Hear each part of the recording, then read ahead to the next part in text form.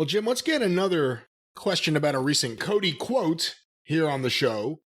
Jim, did you read anything or have you heard anything from this recent interview we did about the Anthony Ogogo feud? I haven't read any interviews Cody's done recently, but I would have to think I saw a headline saying the one thing Cody Rhodes regrets. Would that be it? That would be this. Apparently, Cody and several people sent this in, so I will just read it for everyone, but several people sent it in. Apparently, Cody sent it in? I wonder, but... You just said Cody and several people sent it in. Oh, did I say that? Well, Cody sent this in because he loves attention.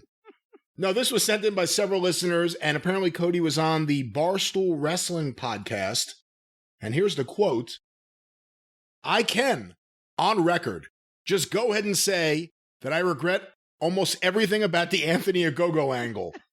Almost everything about it. I'm good now, and comfortable now. Anthony is a former Olympian. He's definitely someone who's a developmental talent who's going to be... We're training him.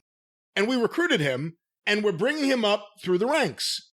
What ultimately, I've never gone on record saying this, but this is the perfect time.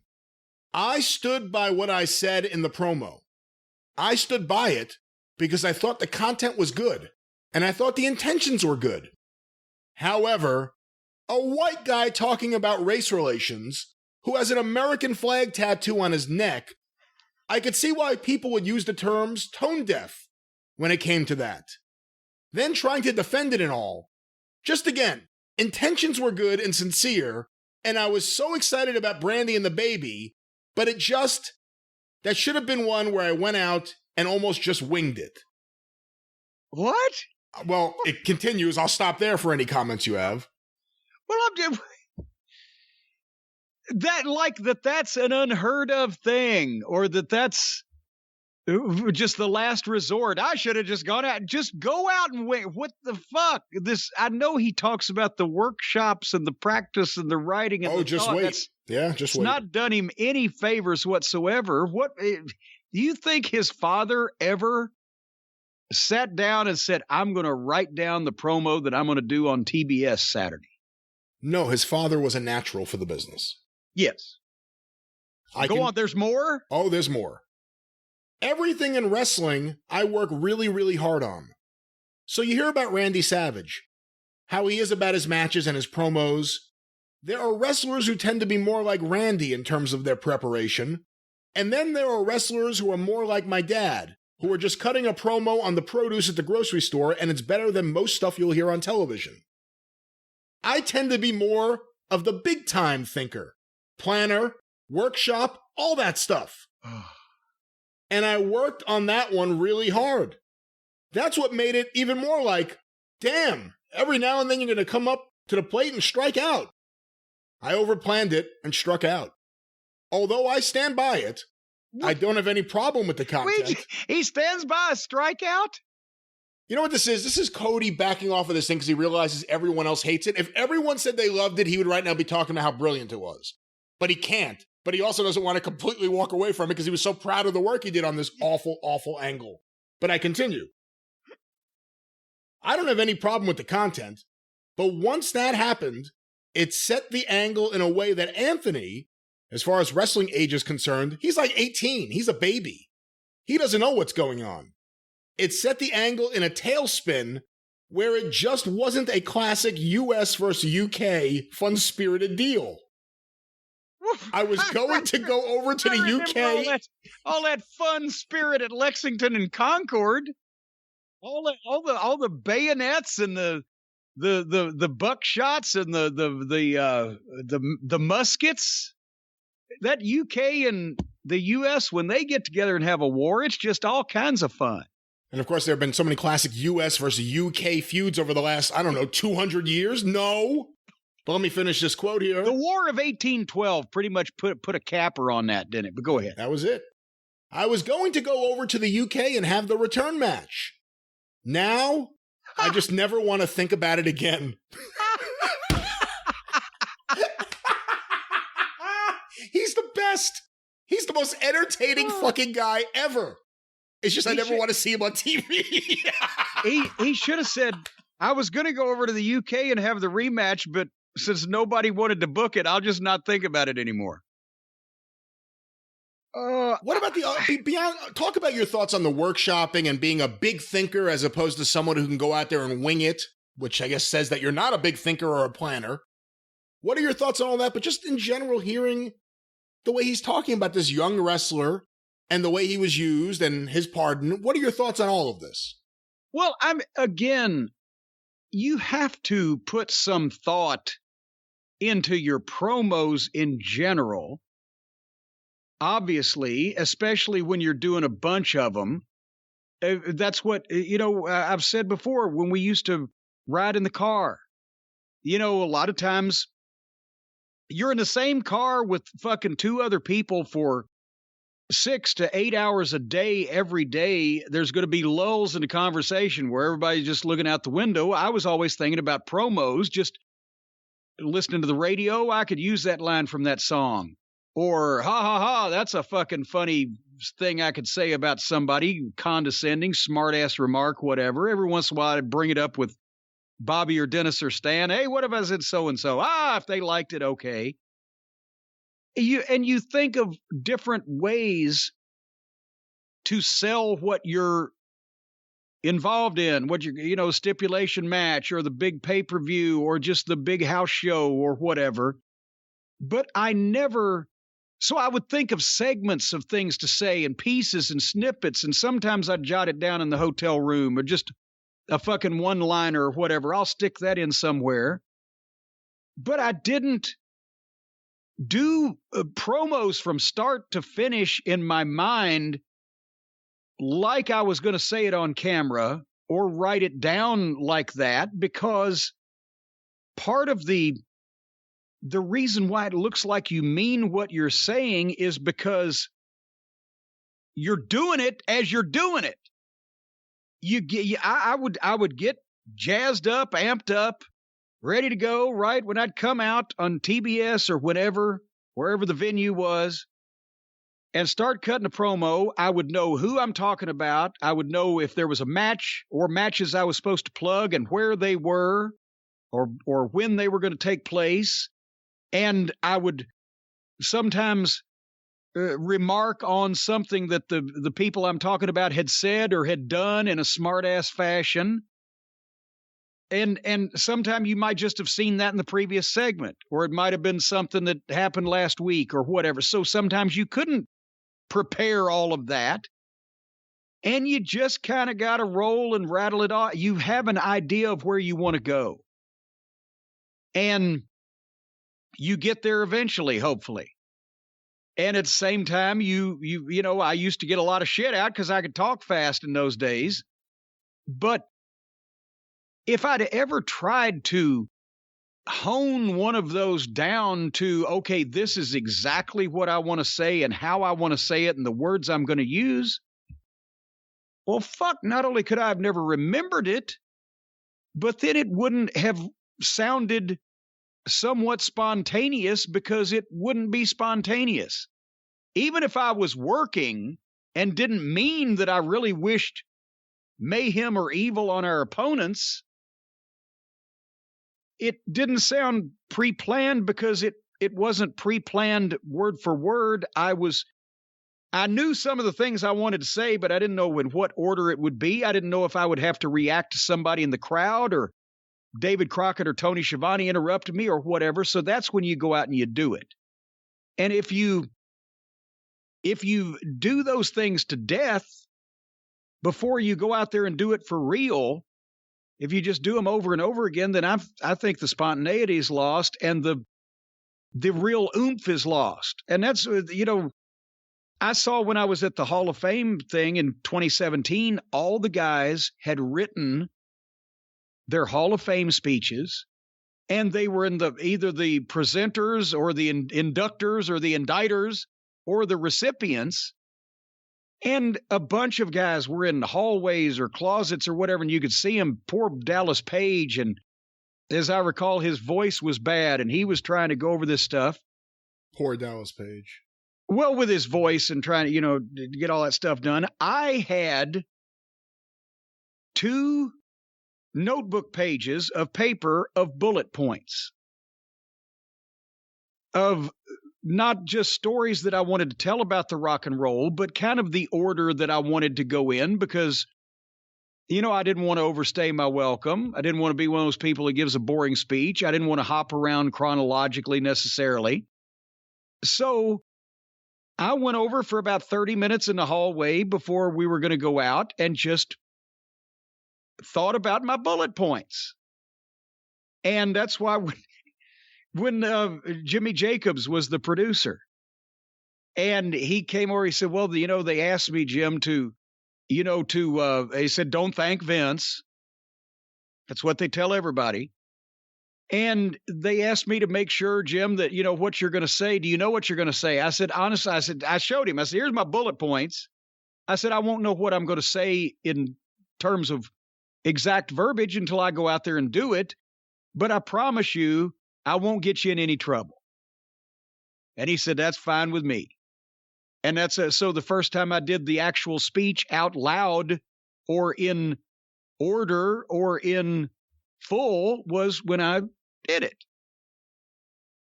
And I always felt that way. Also, I know some guys like to do take after take after take. Oh, I could do that better. No.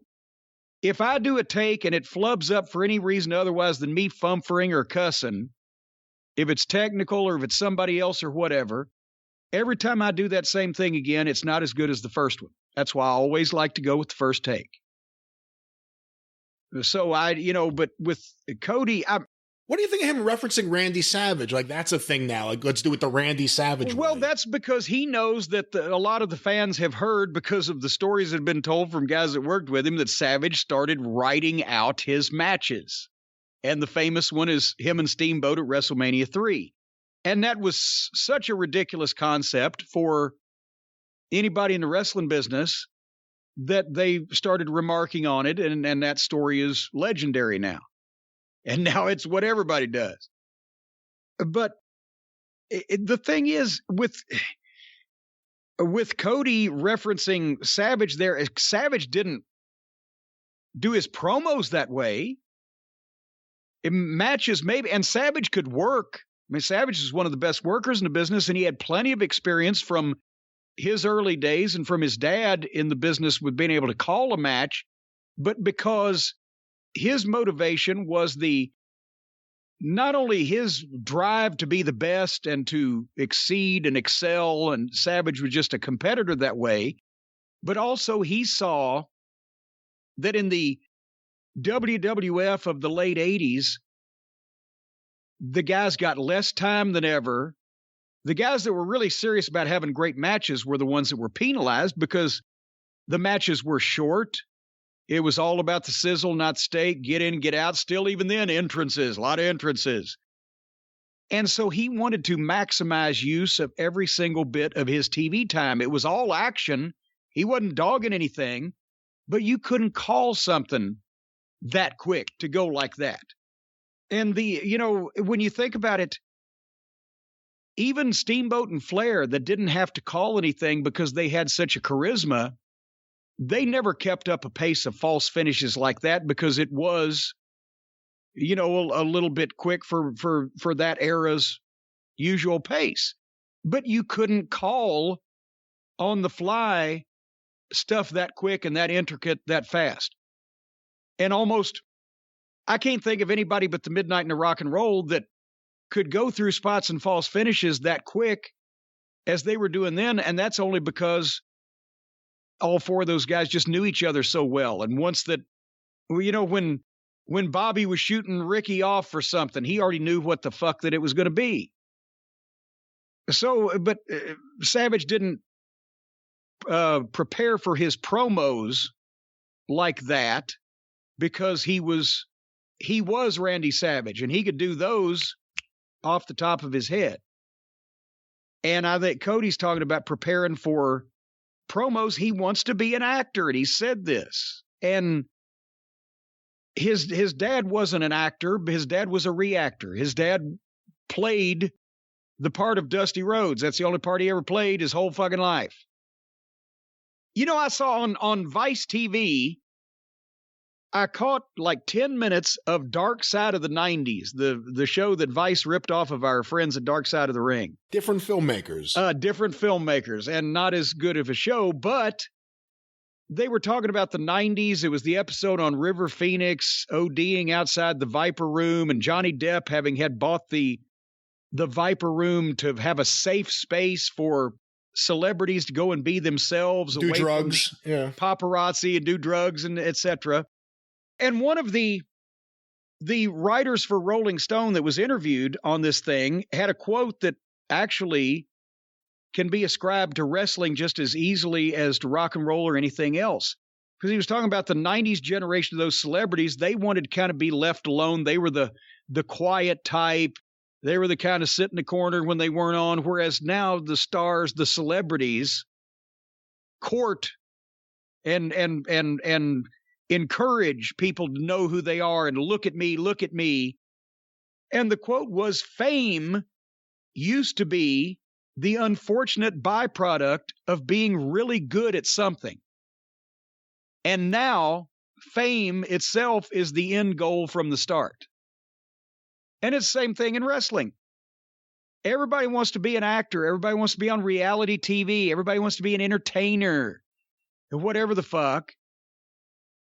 Fame used to be the unfortunate byproduct of being really good at something. And then you got famous.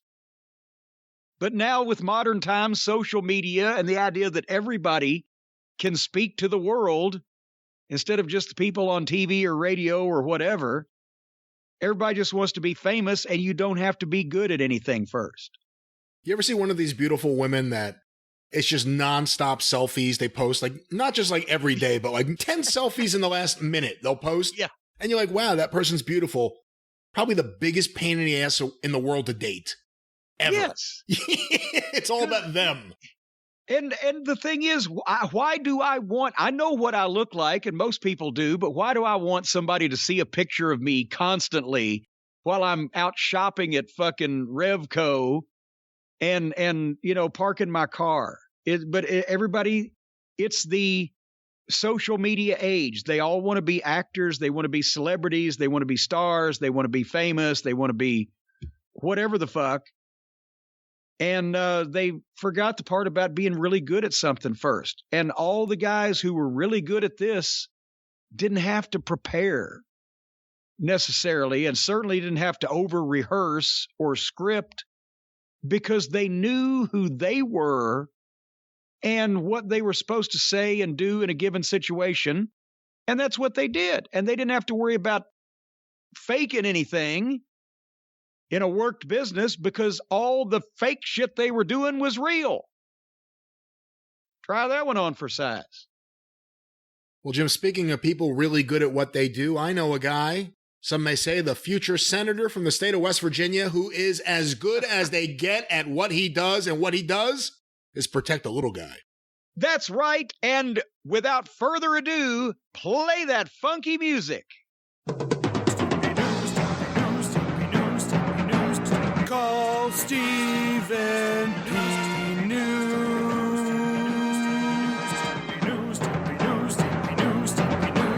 If you need to sue.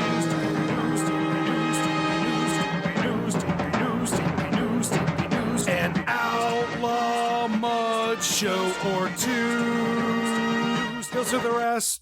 You know, we do josh and laugh and make fun of various things when we're talking about Stephen's spots and how that he should be the next senator from West Virginia, since Joe Manchin is a traitorous piece of shit. But today on the program, we're not going to joke and make fun of stuff, because Stephen is involved now and just getting started on filing the initial cases in something that we don't need to make fun of because it's not funny.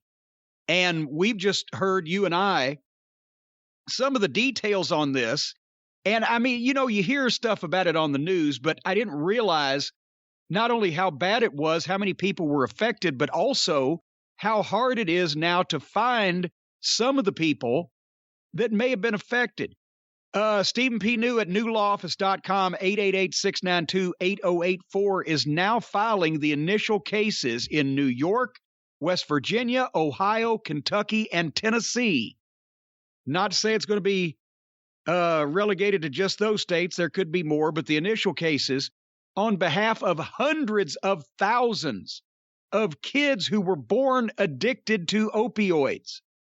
And, you've heard about the opioid crisis and the pharmaceutical companies and drug manufacturers that weren't forthcoming with all the details. Well, apparently, the entire pharmaceutical industry led not only the Food and Drug Administrations and the doctors, but also the patients, led them to believe that opioids were safe to take during pregnancy.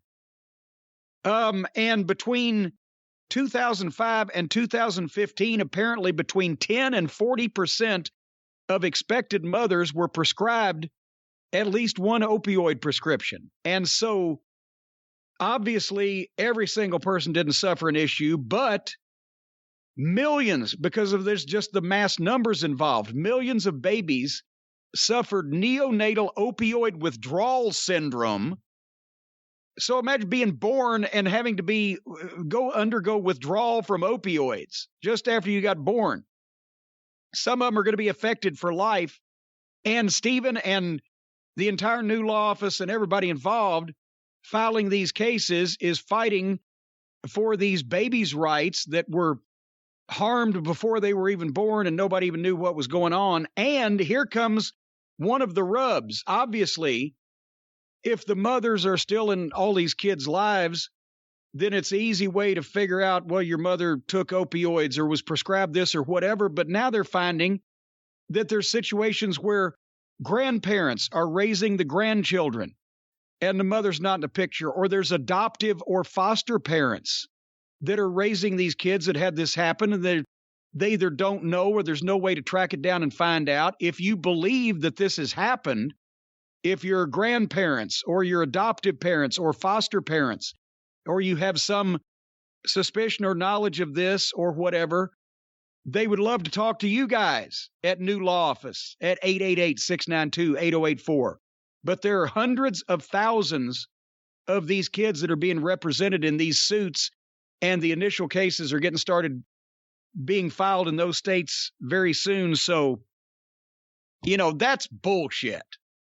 And I mean, I understand when stuff like this comes up, people go, oh, well, the vaccine. Well, that's a different situation. We're talking about an ongoing pandemic and an emergency vaccine that was rushed into use, but nobody, except for the people that you hear about that on Facebook that don't actually exist, nobody's dropping dead or turning into werewolves. But these pharmaceutical companies, over and over again, multiple occasions on millions of people, prescribed opioids to women that were pregnant at the time for, in some cases, very little good reason.